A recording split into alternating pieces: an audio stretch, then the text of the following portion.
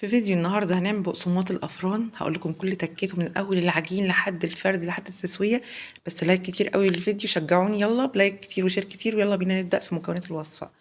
اول حاجه معانا نص كيلو من الدقيق متعدد الاستخدام، يكون استخراج 72، ضروري 72.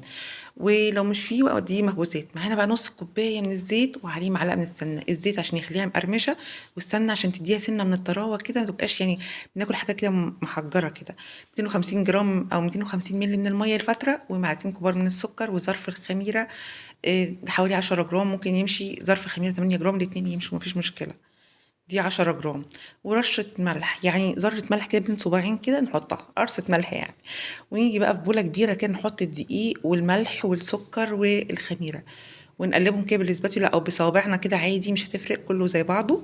هنديها تقليبه حلوه كده، وبعدين هننزل بقى بالنص كوبايه الزيت على معلقه السمنه، ونيجي بقى نبسها، نشرب الدقيق الزيت، ونيجي بقى بالميه ننزل حبه حبه.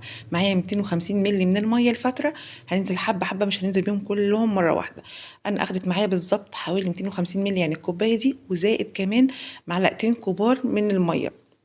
معلقات اللي هي الاكل دي اللي بناكل بيها، حطيت منهم معلقه معلقه لغايه ما تبقى طريه معايا بالشكل ده. خلاص هي بقت كويسه جدا وطريه، هسيبها ترتاح. ترتاح يا جماعه، مش تخمر، انا عايزاها بس ترتاح حوالي ربع ساعه. بعد مرور ربع ساعه كانت بالطراوه والشكل اللي انتوا شايفينه ده. واجيب بقى السمسم، احط عليه حوالي معلقتين ميه عشان يخلي السمسم يلزق مننا في البقسماطايه كده، بنديها، خليها منديه كده. هقطع بقى معانا البقسماط او عجينه البقسماط بالطريقه دي. اي طريقه يعني اللي ترتاحوا له اعملوه. انا حبيت اعملها بالشكل ده. وحاولوا تساووا الكميه بتاعتكم. وكملت بقى فرد فيها في الصينيه عشان تشرب السمسم كده، وتاخد كميه سمسم كويسه تتشبع بيها. وبفرد في الصينيه يعني بخلي الطول زي بعضه، بحاول اخلي الطول زي بعضه. بجيب صاج معايا، اي صاج عندي مش مشكله، مش تلتزموا حاجه يعني، مش تعقدوا نفسكم كده وتلتزموا بحاجه وان ما كانتش موجوده تقولوا لا مش هنعرف نعمل وخلاص باظت الوصفه. لا.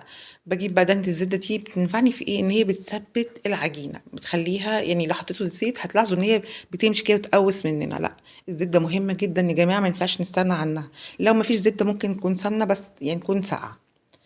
ونعملها بالشكل ده. انا سبتها تخمر حوالي ساعة بقى، بس هشغل الفرن هنا قبل ما تتم الساعة بحوالي ربع ساعة. فاهمين قصدي ايه؟ يعني انا خلاص فاضل ربع ساعة ولا حاجة وهتم تخمير ساعة.